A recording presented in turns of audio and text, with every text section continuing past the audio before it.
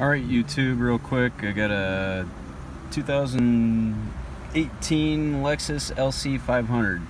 Gonna be doing a quick little hardwire radar for escort piece. Gonna be putting the control piece here, and I need to disassemble the center console to get it up. So this is center console removal. Don't just get in here and start prying stuff, because you will break stuff. Pop this up, and you got two 10mm bolts here. Pop this up. You're gonna have a couple plugs. Disconnect them, and then at this point, spin this off. It does not pull straight up, so you can see the threads. And at this point, this piece pops up here. And at this point, I'll be able to put my control piece here and route my wiring wherever I need it. And hopefully that helps everybody. Take it easy.